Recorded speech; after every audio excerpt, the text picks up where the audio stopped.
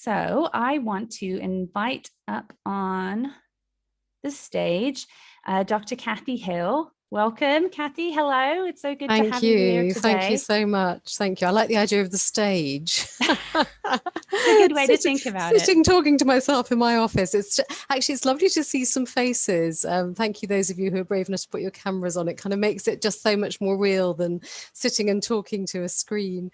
So, and just fantastic that so many people have joined, actually. I know when Lizzie proposed this, I had no idea we were going to have so many people interested, and that's great. And I think that speaks volumes about actually how important sleep is to children and to families. And certainly that's my lived experience. Definitely. Well, just to introduce you, Dr. Hill's down in Southampton. You're an associate professor of child health within the university medical school there. And obviously your focus is on sleep, and you definitely have a heart for our community. You've done a few research projects on children with Down syndrome to work on understanding sleep better, and you'd love to do more. And we would love to see that happen. So I will get out of your way and let you begin telling us a little bit about sleep in Down syndrome. So thank you. Okay, wonderful. So I'm going to share my screen and hopefully that will behave itself. Here we go. I don't need any sound, so that's all good. Are you seeing that okay? Yes, it's still on display mode, not projector. Yeah. There we go. Great. How's that? Okay.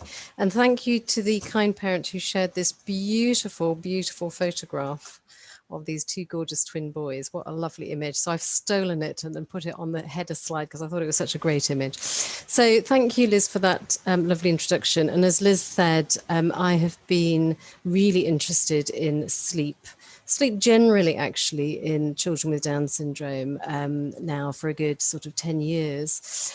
And what I want to do today is to talk really about sleep in general. I mean, when Liz said, let's talk about sleep, I thought, gosh, you know, which bit of the 10 hours of talks am I going to give on this? Because there's so much we could talk about. It's such an interesting area. So I really hope I hit the spot today and focus on things that are relevant to you.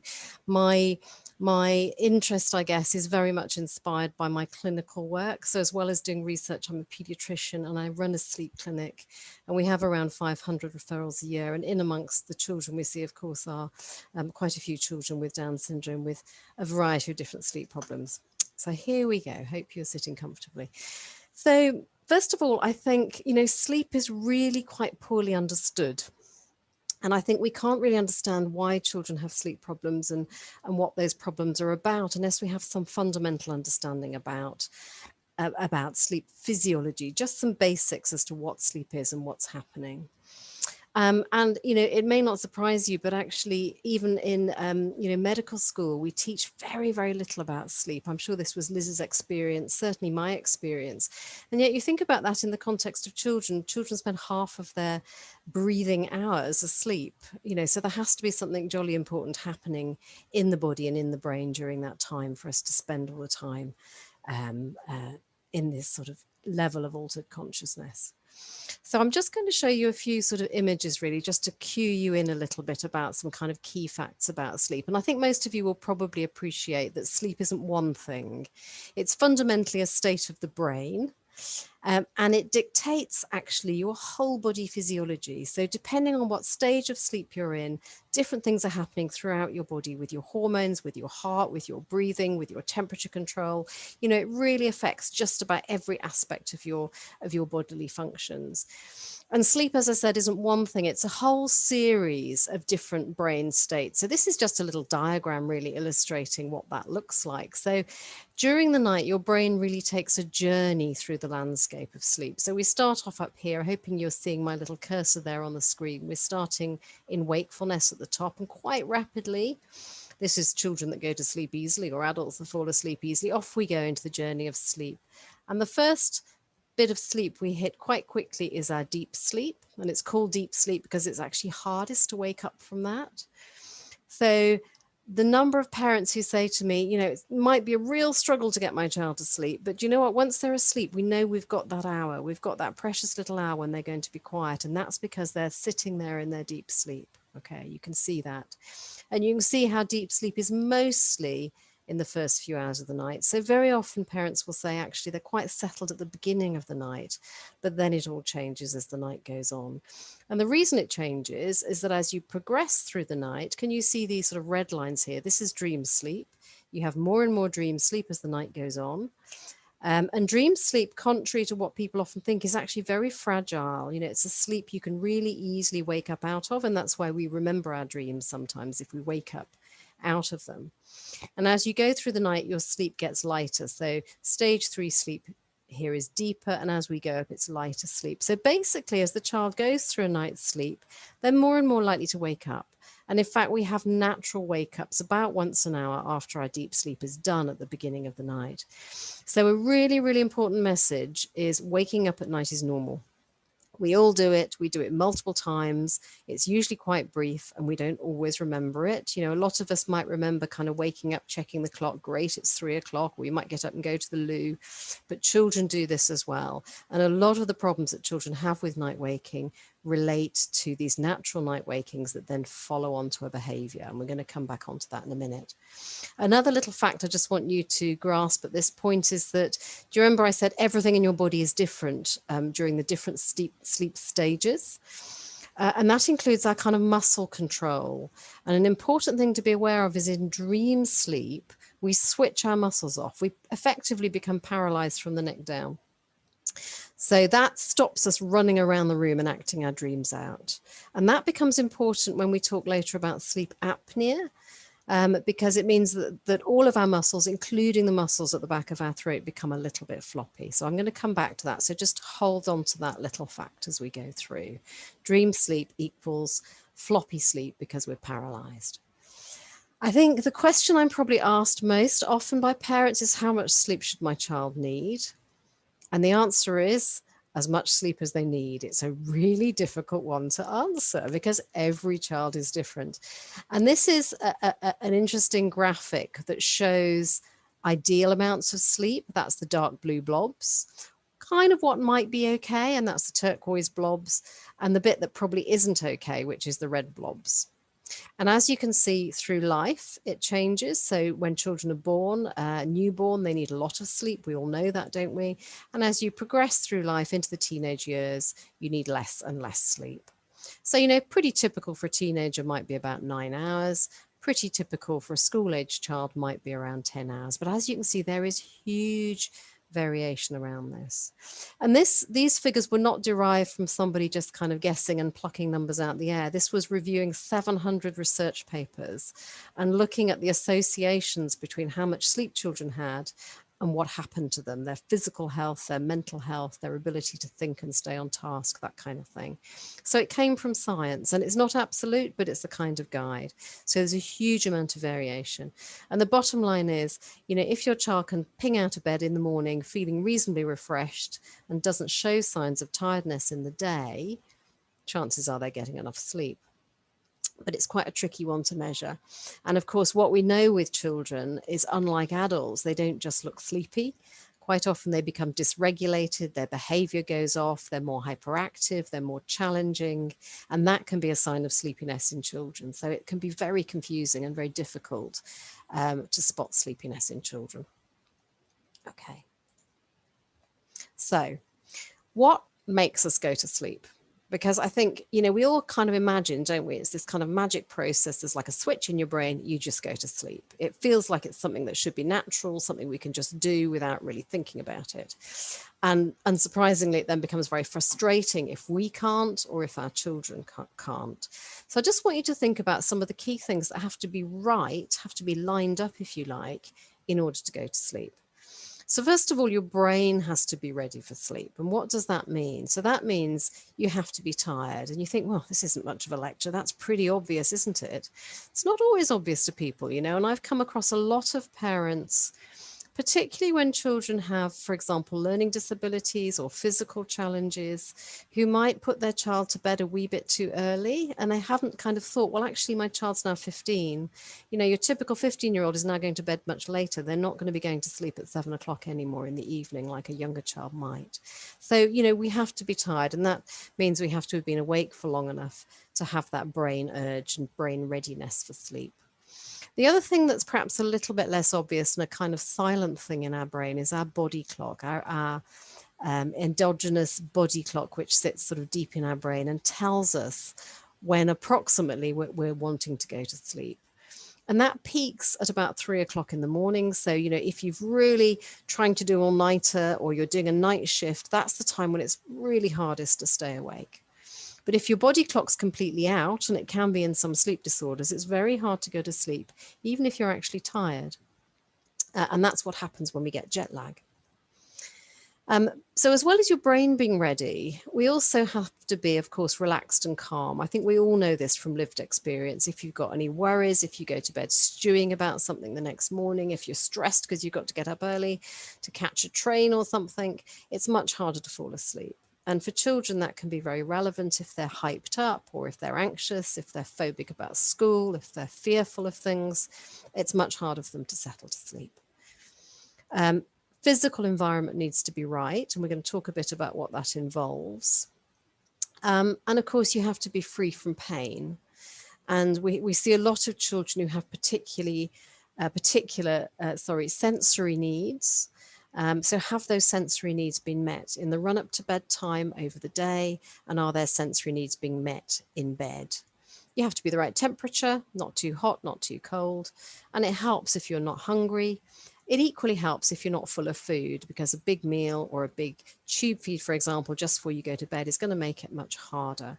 Your body naturally slows down its gut digestion during sleep. So it helps to not have a full tummy when you go to bed. And this is the one that people forget about. We all make a choice to go to bed, don't we? I mean, after about sort of 4 days of trying to stay awake, you lose that choice, you know, it becomes involuntary. But we all make a conscious choice. Now it's time for me to go to bed. So there is a huge cognitive and behavioral aspect about going to sleep. And that is very much true for children as well. And that's where some of the things that you can do can be very, very helpful to help the child be in the right sort of cognitive state of readiness for going to bed. So through the research over the years, what have parents told researchers about children with Down syndrome and their sleep? So there's quite a famous, well-known sleep questionnaire that is often used, and I've pulled all the data, and this is across hundreds of children. These children are more likely to be resistant at bedtime than their non-Down syndrome peers. So resistance is very much about a behavior, not happy to go to bed, not wanting to go to bed, putting up a fight about going to bed. They're more likely to be anxious about going to bed, more likely to wake at night, more likely to have problems with breathing at night, more likely to be restless. I hear this so much. You know, my child is very restless, tossing and turning, throwing the sheets off, upside down, left, back to front, all over the bed, moving around. And also some of that is about rocking at night. More likely to be sleepy in the day. And this is a real red flag because, as I mentioned, children tend to go a little bit hyper before they actually become sleepy. So sleepy children really do tend to be properly sleep-deprived children. There's been some studies that have actually then used what I call objective measures. So used equipment and actually monitoring to look at sleep and look at what's different about sleep, if anything, in children with Down syndrome. And what those research studies have shown. So first of all, thinking about actigraphy, this is the fancy medical word for a kind of Fitbit, if you like, that you wear at night, or that the child wears at night, that measures movement, and it downloads into fancy software so we can kind of guess when the child's asleep and when they're awake. And what we see is shorter sleep, poorer quality sleep, so a lot more interruptions of sleep, and more night wakings. When we put children into sleep laboratories, so that's when we're looking at brain waves, we're looking at sleep states and sleep stages, the data isn't very consistent, to be honest. What I mean by that is some studies say one thing and some studies say completely the opposite. But there's a little bit of a common thread running through this, and that is that if there is one feature that perhaps is seen more consistently, and that is less dream sleep. Okay, I'll come back to that later. Some of you might be asking why that is. Okay, so are we bothered? I mean, every parent that can't get a good night's sleep is bothered and doesn't need to be told. This is important because you know yourself what it feels like not to sleep. But there is some fabulous research out there now in children that tells us why sleep is important for child development and for child health. I could spend hours talking about it. I'm just going to give you some headlines, if you like. So this is data in typically developing children. And there've been some really smart studies. There's a word for this. It's called experimental studies. This is when you take a group of children and you expose them to sleep restriction. So they have a few nights when they don't have enough sleep, and they have some nights when they have normal sleep, and you spot the difference. So you're taking the same child and you're comparing the difference between good sleep and bad sleep. And those studies have shown that children very rapidly, even over about 3 days, and I'm not talking about crazy all-nighters, I'm just talking about maybe having about 45 minutes less sleep a night, so quite a small amount. It very rapidly shows in things like how well the child can stay on task and pay attention, how well they can control their behavior and their emotions, and how restless and impulsive they are in the day. And that's a really small amount of sleep deprivation. So you think about that over a long period of time, what that does to children and their ability to learn in class, for example, if they're restless and they can't pay attention. And then if you follow children up over time, we know that there's a whole load of stuff that can happen. So we know you're much more likely to be overweight and obese if you have short sleep, and even short sleep in early childhood. We did some studies here in Southampton looking at children when they were 3 and looking at some very fancy measures of body fat mass. And children that weren't sleeping enough at 3 were much more likely to have a lot more fat in their body at the age of 6. And there's been some stunning data in long-term studies that have shown that it might even be that not having enough sleep in the early years can affect how your grey matter, your kind of clever brain, develops. And that's very new data and very exciting and interesting data, because, you know, if there was one kind of reason why children should sleep, it's to do with their brain development. And I think we have to kind of ask ourselves, don't we, why do little babies sleep so much? You know, what's going on that means that babies need to sleep so much and we need to sleep less and less as we get older? And it probably is related to brain development. But what about children with Down syndrome? Well, as Liz said, you know, I think it's often the case, isn't it, that the research sort of follows. It follows later. You know, it's harder to get funding for this kind of research. I have to say, from my own experience, we have had absolutely fantastic support from parents. That has never been an issue. So actually, you know, once you get the funding and you get a project up and going, we've had some really fabulous support from parents in the past, volunteering their children to take part in research, which is great. So what do we know? We know that, I've just got all of your lovely images in the way there. We know that there's an association in little children. This was some fabulous work from Arizona with short sleep and both daytime behaviors and things like language development. So the studies, you know, compared to the thousands of children that have been studied without Down syndrome, it's really low numbers still, looking at how it impacts on daytime well-being and daytime behavior. But I've always argued, you know, children with Down syndrome have got less what we call cognitive reserve to call on. You know, if you already start off with some element of learning challenges and then you throw another challenge in, like not getting enough sleep, you haven't got as much reserve there. So if anything, we would expect that if we were able to do the same amount of research as has been done in typically developing children, I think those effects might even be greater.